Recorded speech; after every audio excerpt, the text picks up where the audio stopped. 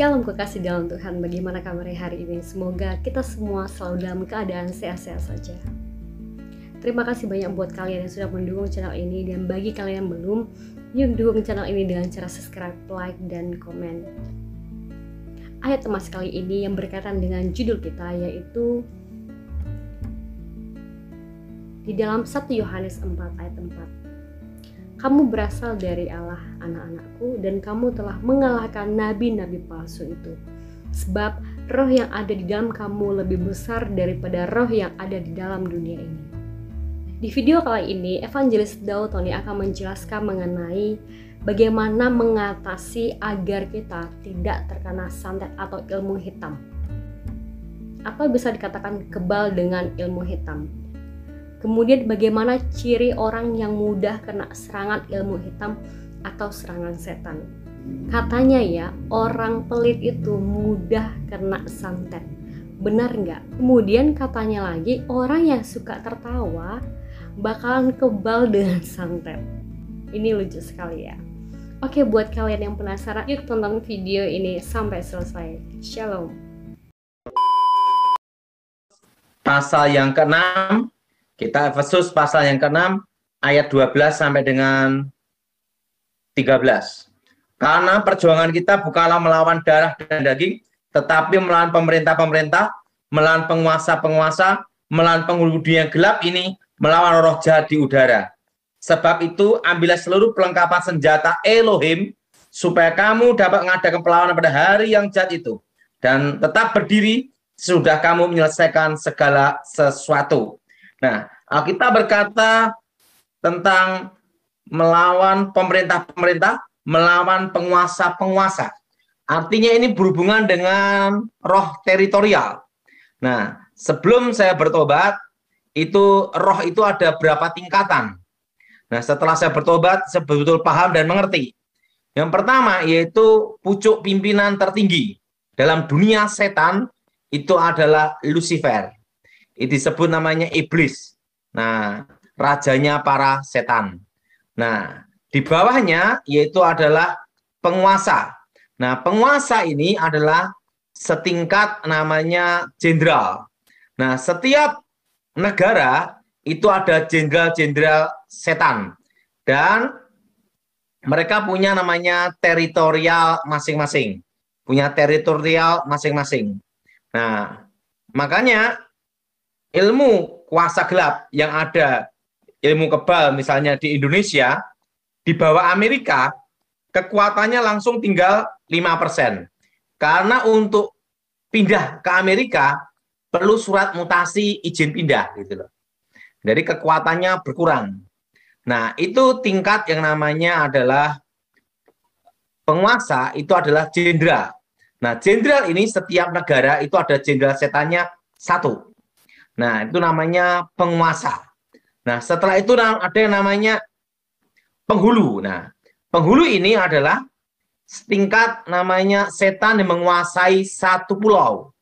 Nah, yang ketiga yaitu penghulu, itu adalah kuasa gelap di satu pulau, yaitu penguasa satu pulau. Jadi ada jenderal itu untuk satu negara, namanya penguasa. Setelah itu penghulu, itu setingkat seperti kayak gubernur lah gitu, untuk menguasai satu provinsi atau satu pulau. Nah yang keempat yaitu namanya roh-roh jahat, penguasa di udara dan roh-roh jahat. Nah, roh-roh jahat ini berhubungan dengan kekuatan mistik yang berhubungan dengan okultisme. Nah, okultisme di sini ini tingkat yang keempat, yaitu berhubungan dengan perdukunan, atau berhubungan dengan roh-roh jahat ini tingkatnya itu kalau di dalam pangkat kemiliteran itu masih bintara gitu loh. Nah, setelah itu tingkat yang paling bawah yaitu jin. Nah, jin itu tingkat kuasa gelap paling rendah, paling bawah.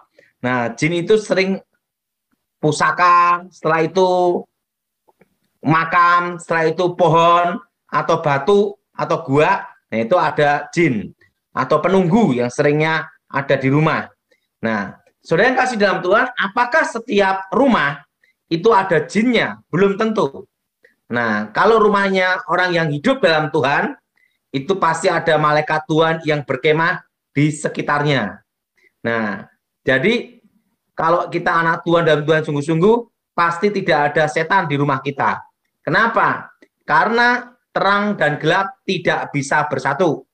Malaikat dan setan tidak bisa reoni. Nah, itu penting, saudara.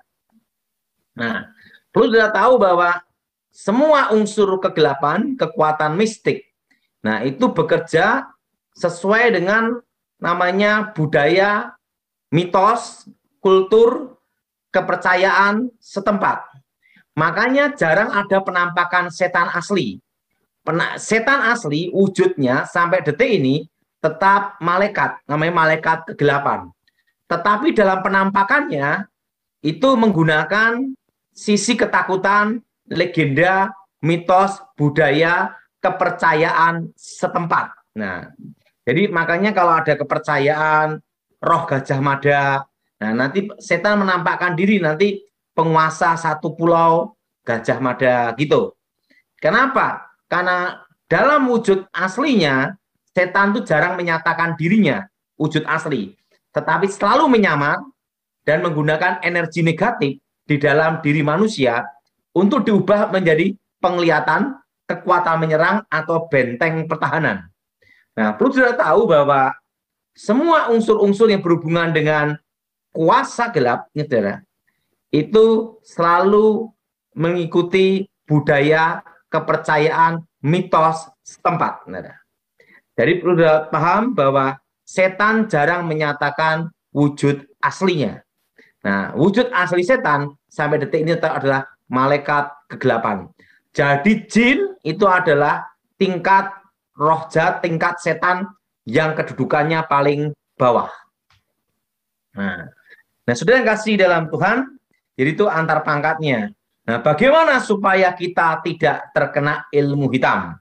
Nah, saudara, semua ilmu hitam itu bekerja, itu selalu kekuatan roh itu berhubungan dengan alam bawah sadar.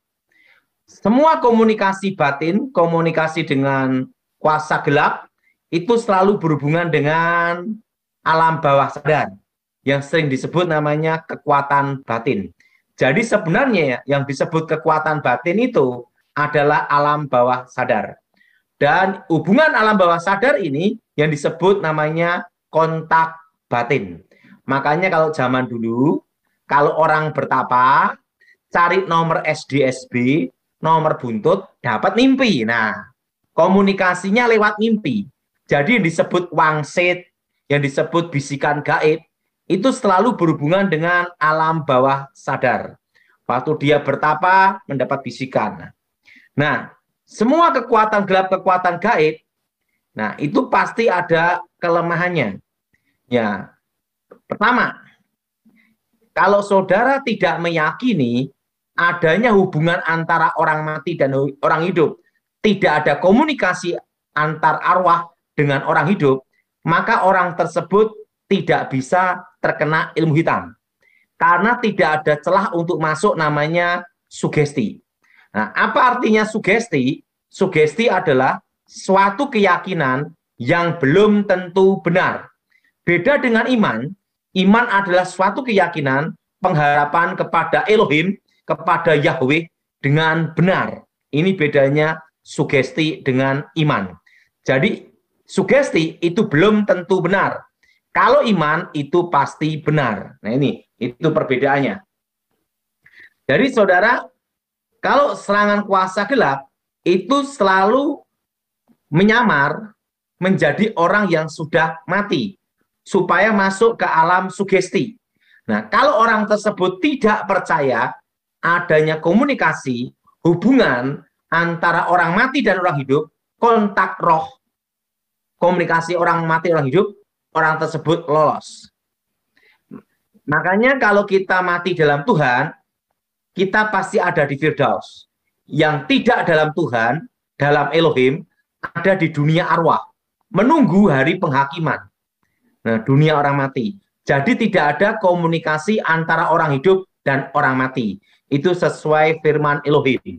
Jadi saudara nomor satu, supaya tidak terkena kekuatan gaib serangan kuasa gelap, saudara tidak boleh mempercayai adanya komunikasi dengan arwah orang mati. Karena semua serangan kuasa gelap itu selalu menyamar menjadi orang yang sudah mati, orang terdekat, untuk bisa dimasukkan ke sugesti alam bawah sadar. Yang kedua, orang yang takut setan pasti ketemu setan. Nah, semua kekuatan mistik itu akan masuk kalau orang tersebut posisi takut. Makanya orang yang mudah takut sama setan, begitu ada orang kesurupan dia megang, terjadi transfer, sehingga terjadi kerasukan massal. Nah, bagaimana supaya kita tidak kena serangan kuasa gelap, serangan setan? Ingat, Alkitab berkata, roh Elohim di dalam diri kamu lebih besar. Dan ingat, Elohim tidak pernah memberikan roh ketakutan, tapi roh kemerdekaan. Jadi saudara, jangan takut sama setan. Nah, yang ketiga adalah akar pahit, kecewa, dendam. Semua kekuatan mistik, kekuatan roh, itu bisa masuk kalau ada namanya kecewa, dendam, akar pahit. Selama kita tidak ada kecewa, dendam, akar pahit, itu susah untuk diserang kuasa gelap. Nah, firman Elohim, firman Yahweh berkata, kalau engkau mengampuni, maka Bapa Yahweh pun mengampuni. Kalau engkau tidak mengampuni, Bapa Yahweh pun tidak mengampuni. Artinya apa? Pengampunan adalah kunci pemulihan hubungan kita dengan Elohim. Jadi perlu kita tahu bahwa semua serangan kuasa gelap harus ada namanya celah untuk masuk. Sering kita melayani konseling orang yang akar pahit, kecewa, dendam. Begitu dikonseling, didoakan, terjadi manifestasi roh jahat. Nah, itu celah yang ketiga. Nah, yang keempat, orang yang meyakini mitos-mitos, legenda, dan mempercayai hubungan dengan jimat-jimat atau mantra-mantra. Nah, itu justru paling mudah kena serangan setan. Nah, setan ketemu setan, jadilah reoni. Nah, ini saudara. Jadi saudara tidak boleh kuasa gelap berhadapan dengan kuasa gelap. Itu nanti jadinya antar pangkat, malah terjadi namanya itu benih mantra. Ke kondisi malah tambah parah. Setan ketemu setan, reoni. Nah, ini saudara. Jadi saudara harus tahu, untuk menghadapi kuasa gelap, hilangkan dulu rasa sugesti terhadap mitos-mitos. Nah, legenda-legenda. Maka firman Elohim dalam surat Timotius, ingat, berbahaya tentang takhayul. Nah, ini saudara. Jadi orang yang percaya takhayul, nah itu paling mudah kena serangan kuasa gelap. Nah, yang kelima, ini penting saudara. Orang pelit itu paling mudah kena serangan kuasa gelap. Nah, saudara perhatiin. Semua penolak bala, penangkal ilmu hitam, semua aliran dukun apapun, untuk menangani pasien, untuk penangkal ilmu hitam, pertama adalah bancaan selamatan dulu. Adakan ritual makan untuk orang-orang miskin. Nah, ingat, supaya di situ berlaku hukum tabur tuai. Orang yang menabur pasti menuai. Nah, orang yang menaruh belas kasihan ke orang-orang miskin sesungguhnya memiutangi Elohim. Ingat saudara. Nah, hukum ini berlaku bukan hanya untuk orang Kristen, tetapi semua umat manusia. Hanya bedanya kalau kita percaya Yesus, kita dijamin keselamatan dalam nama Yeshua HaMashiach. Ini yang penting untuk saudara. Jadi, kenapa bank tidak bisa dibobol tuyul, termasuk babi ngepet? Karena uangnya orang pelit dan sosial kumpul jadi satu. Nah, itu saudara.